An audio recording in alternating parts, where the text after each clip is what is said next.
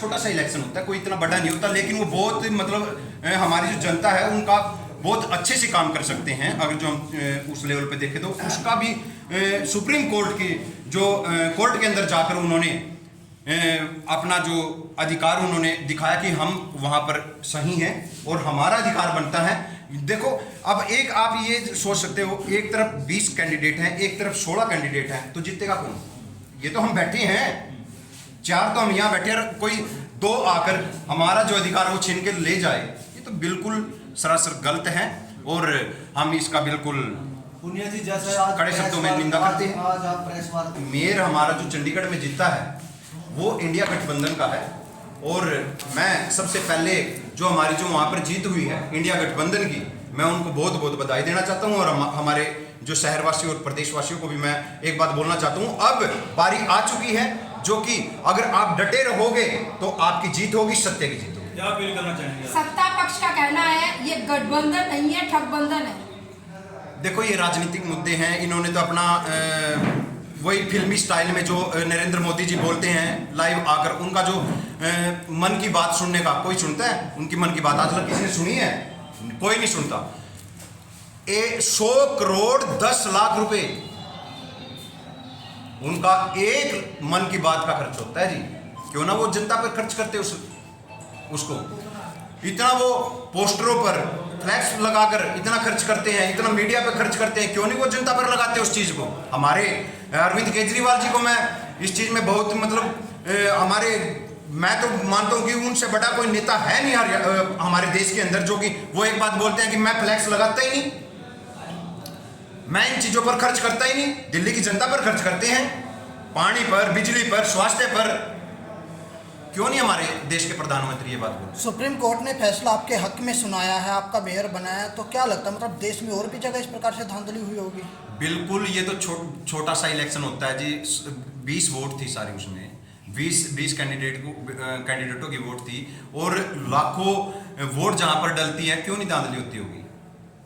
ये तो अब एक बात बताओ, नरेंद्र मोदी जी बोलते हैं अब की बार 300 पार, उनको कैसे पता है 300 पार? उन्होंने सेट किया हुआ है कि भाई 300 तो है हमारी, 400 पार बोलते तो कैसे उनको पता है? बताओ। हम नहीं बोलते, हम बोलते हैं कि जनता, अगर दिल्ली में अरविंद केजरीवाल जी बोलते हैं अगर मैंने काम किया है तो हमारे वोट दो, और वोट मिलती है, एक तरफा वोट जाती है जी, एक तरफा। कुछ भी कर लो, जनता के भी सवाल है, जनता का भी ये जवाब है कि कुछ भी कर लो आएगी तो बीजेपी। ऐसा कुछ नहीं है। और मैं आप लोगों को बता दूं, अभी हमारे रामलल्ला जी की प्राण प्रतिष्ठा जो हुई है अयोध्या में, उसका कारण सभी जो हमारे शंकराचार्य हैं मना कर रहे थे करने के लिए। देखो हमारा जो मंदिर है वहां पर पूरा नहीं हुआ, लेकिन फिर भी नरेंद्र मोदी जी ने क्यों की? कोई नहीं जानता इस चीज को। वो इसलिए की है कि हमारे जो पूरे भारत के अंदर बीजेपी के लोग किसी भी गांव के अंदर घुस नहीं सकते थे।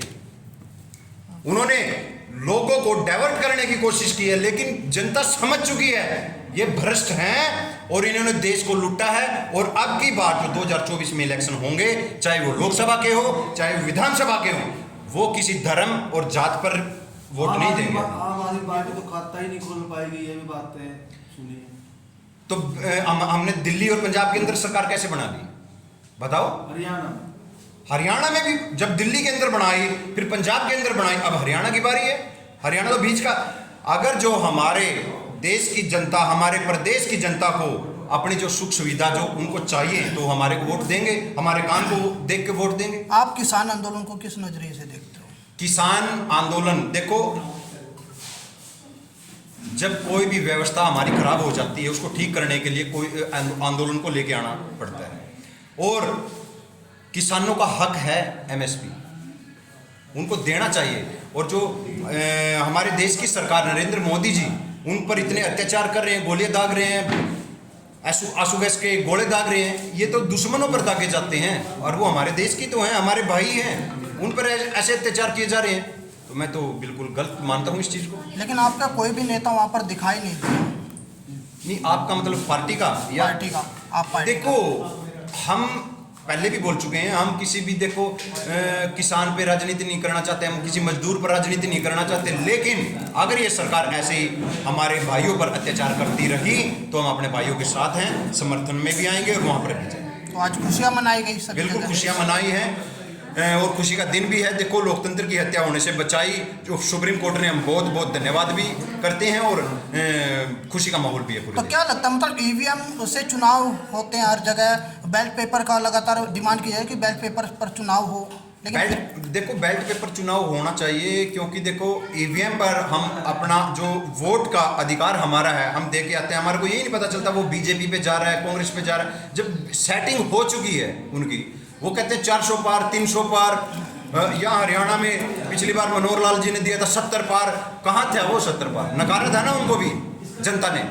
ऐसा है जी, अगर जो ईवीएम की सेटिंग भी नहीं होती तो मैं खुले चैलेंज पे बोलता हूँ, अगर जो बैलेट पेपर पर चुनाव आता है तो हमारे यहाँ पर बैठे हैं या फिर करनाल की जो जनता में से किसी को भी उठाकर मनोहर लाल खट्टर जी के सामने कैंडिडेट उतारा जाए या प्रधानमंत्री के सामने, हार जाएगा जी, गारंटी देता हूँ मैं इस चीज़ की। बैलेट पेपर पर चुनाव हो तो क्या लगता है विकसित देशों में भी ईवीएम का यूज नहीं किया जाता है, वहाँ पर भी बैलेट पेपर पर चुनाव बिल्कुल, जहाँ जिस देश ने ईवीएम को बनाया था उस देश ने तो इसको साइड कर दिया है और यहाँ पर मतलब लोगों को मतलब बौखलाने का और मतलब एक चीज़ का वही हो गया कि भाई उनको अपना अधिकार ही नहीं है वोट देने का। जब हम एक चीज़ को सेट कर देंगे, वो बीजेपी पे जा रही है या किसी और, तो अधिकार हमारा कहाँ है? फिर बना दो, क्या चीज़ है भाई, तानाशाही हो गया तो कर दो फिर तानाशाह। आपका परिचय सर? मैं प्रवीण पुनिया, यूथ जिला अध्यक्ष आम आदमी पार्टी करना।